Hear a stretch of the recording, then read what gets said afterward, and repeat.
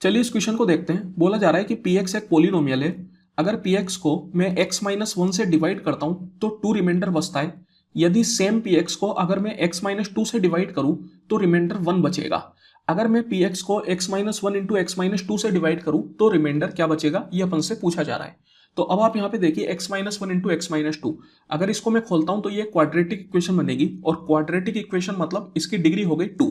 तो एक बात आपको ध्यान रखनी है, जब कभी भी अपन किसी भी पोलिनोमियल को किसी पोलिनोमियल से डिवाइड करते हैं तो जो रिमाइंडर होता है वो डिवाइजर की मैक्सिमम डिग्री से कम एक डिग्री कम आता है। तो यहाँ पर जो डिवाइजर है उसकी डिग्री टू है, तो जो अपना रिमाइंडर होगा वो या तो कांस्टेंट होगा या फिर वन डिग्री का होगा।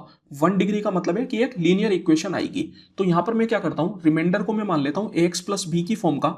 अगर ये कांस्टेंट आना होगा तो फिर ए जो है वो जीरो आ जाएगा, तो इसलिए उसकी चिंता करने की मुझे जरूरत नहीं है। अब आप देखिए, अपन जानते हैं कि dividend is equal to divisor into quotient plus reminder.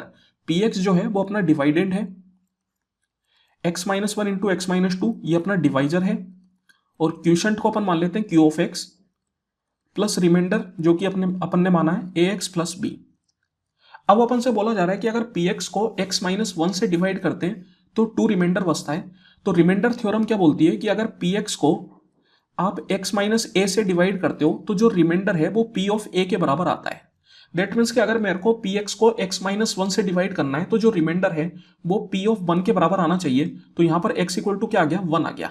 तो p ऑफ वन कितना होगा, अगर मैं इसमें x इक्वल टू वन डालू तो ये वन माइनस वन जीरो हो जाएगा।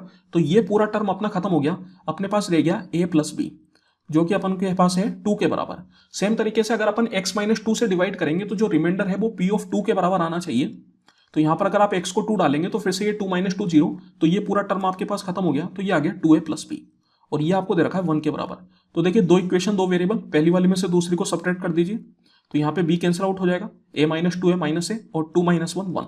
तो a आ गया आपके पास माइनस वन, तो b इक्वल टू आपके पास आ जाएगा, पहली वाली में अगर आप माइनस वन डालेंगे तो b आ जाएगा थ्री के बराबर। तो मैं बोल सकता हूँ अपना रिमाइंडर क्या हो जाएगा, तो रिमाइंडर हो गया अपने पास minus X plus three, that is equal to option number C.